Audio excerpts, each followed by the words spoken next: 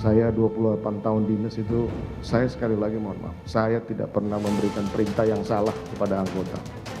Saya 28 tahun dinas, makanya mereka pasti akan mencoba untuk melaksanakan perintah itu.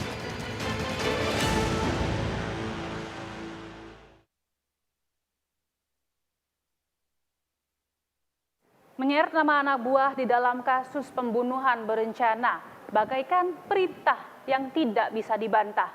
Sidang obstruction of justice atau perintangan penyidikan pun masih akan terus digelar untuk mengulik sejumlah fakta-fakta. Bagaikan nasi yang sudah menjadi bubur, beberapa kali persidangan Ferdy Sambo memohon kepada majelis hakim untuk kemudian meringankan hukuman yang akan diberikan kepada para anak buahnya yang sudah ia libatkan di dalam pembunuhan berencana. Hadir sebagai saksi di muka sidang obstruction of justice atau perintangan penyidikan pada Kamis lalu, Ferdy Sambo turut disertakan sebagai saksi mahkota dalam persidangan untuk terdakwa Cuk Putranto dan Baikuni Wibowo. Dalam keterangannya, Sambo mengatakan para bawahan tidak dapat menolak perintah yang disampaikan atasan. Bagaikan mulut yang dibungkam dan tidak berdaya, walaupun perintah tersebut salah, namun hierarki atasan tetap tidak bisa dibantah. Sang bawahan harus menelan perintah, menanggung konsekuensi bersama, alih-alih berlindung di balik sang pimpinan. Ya kalau kami di kepolisian kalau menolak perintah saya, ya kalau berani dia lapor ke atasan saya. Kalau berani. Kalau tidak berani, ya saya rasa sih nggak berani. Nah itu yang makanya yang tadi saudara sampaikan. Sendiri mengatakan pasti tidak berani ya. Ya itu yang tadi saudara sampaikan, makanya dia bawahan. Kenapa tidak berani?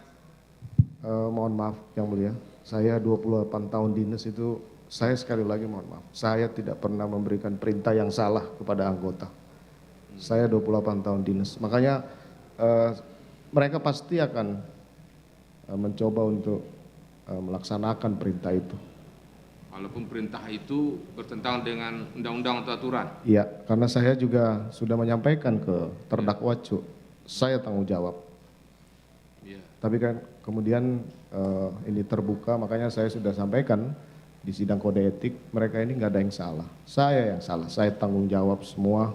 Saya sudah mengorbankan mereka dengan memberikan perintah yang salah yang mulia. Saya punya beban yang berat buat adik-adik saya ini dan keluarganya ini.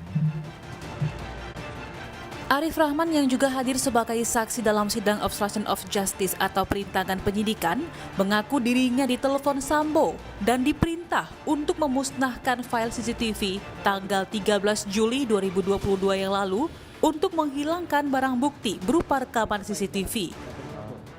Malam itu tanggal 13, Pak Ferdy itu ada ngubungin saya, malam tapi ya. Tanggal 13-nya, berarti kan tadi bertemu dengan Pak Ferdy dengan terdakwa kan tanggal 13. Iya, malam itu jam 11-an beliau ada nelpon. Apa yang disampaikan?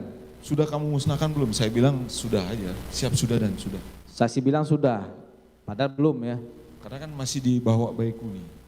Karena masih, Baikuni tadi karena mau mengcopy tadi ya, mengcopy data file laptopnya tadi ya, oke. Pada saat itu, saksi bilang sudah, oke. Besoknya tidak saksi laporkan lagi? Sudah tidak. Tidak saksi serahkan juga laptop tersebut? Tidak. Tidak, oke. Pada saat itu apakah terdakwa Hendra Kurniawan ini juga, kan tadi disuruh mengawasi nih, menghubungi saksi? Kayaknya sudah enggak deh, Pak FS kayaknya yang hubungi saya, bukan Pak Hendra. Pak Hendra enggak ada, cuman saksi tidak ada dihubungi ya? Tidak ada dihubungi. Ferdy Sambo juga mencoba menggelitik pemikiran para bawahannya yang terlihat meragukannya dengan mengatakan, "Kamu tidak percaya pada saya." Dalam hal ini, Arif yang saat itu berkomunikasi dengan Sambo mengatakan mempercayainya dan memusnahkan bukti rekaman sesuai perintah Ferdy Sambo. Kamu tidak percaya dengan saya. Ya. Nah, sampailah kemudian terdakwa ya. Hendra ini mengatakan ya sudah kita percaya saja. Siap. Begitu ya? Siap. Nah kemudian ternyata di kemudian hari ya akhirnya dimusnahkan seperti apa yang diminta oleh Ferdy Sambo. Siap. Kan gitu. Siap. Nah kalau sudah dimusnahkan itu, jalinan cerita, ya, jalinan ceritanya itu menjadi jalinan cerita apa yang sudah diutarakan Ferdi Sambo, atau kemudian menjadi jalinan cerita yang belakangan ini, yang menurut hati saudara, silakan aja seperti itu, tapi saya punya bukti tersendiri untuk itu. Ya, jadinya Begitu ya. seperti sekarang. Ya. Jadi jalinan ceritanya adalah jalinan perintah seperti awal itu ya, dimusnahkan itu. Siap. Kalau seandainya tidak muncul perkara ini. Siap. Begitu. Siap yang mulia. Kok yang akhirnya muncul, akhirnya berubah semua begitu ya. Siap yang mulia. Seperti apa yang saudara perhitungkan sehingga kemudian saudara simpan itu. Siap yang mulia. Gitu ya. Siap yang mulia. Baik. Menurut pakar hukum pidana Heri Firmansyah, perintah atasan ke bawahan yang diarahkan Sambo kepada para bawahannya memiliki pembelaan kepentingan. Dalam konteks hukum pidana, menurutnya terdapat 3 parameter utama terkait perintah. Terkait permasalahan perintah atasan ke bawahan dalam kasus Pak FS, tentunya di satu sisi ini pasti akan digunakan untuk pembelaan kepentingan hukum Pak FS ya. Tapi yang perlu diingat, perlu ada syarat yang harus terpenuhi dalam konteks adanya perintah atasan ke bawahan. Dalam konteks hukum, terutama hukum pidana, haruslah dilihat parameternya bahwa informasi atau perintah tersebut harus memang memenuhi konteks bahwa orang yang memerintah dan diperintah itu masuk dalam satu lingkup jabatan. Dan yang kedua, dalam konteks bahwa perintah itu tidak boleh bertentangan dengan peraturan perundang-undangan atau hukum positif yang ada. Yang ketiga, bentuk perintah itu agar dapat akuntabel dan transparan sehingga dapat kemudian dipertanggungjawabkan dalam konteks hukum, maka disyaratkan harusnya bentuknya tidaklah hanya verbal semata atau lisan, tapi haruslah tertulis. Nah, dalam konteks ini tentunya syarat-syarat ini ketika terpenuhi akan kemudian menjadi bahan pertimbangan hakim apakah yang disampaikan itu memang masuk kualifikasi sebagai perintah dari atasan ke bawahan atau tidak.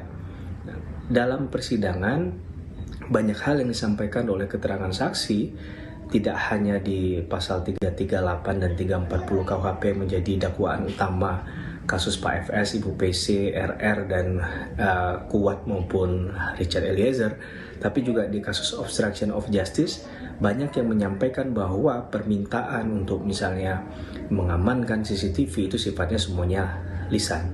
Nah, tinggal bagaimana hakim menilai keterangan saksi itu dapatkah kemudian menjadi alat bukti atau tidak.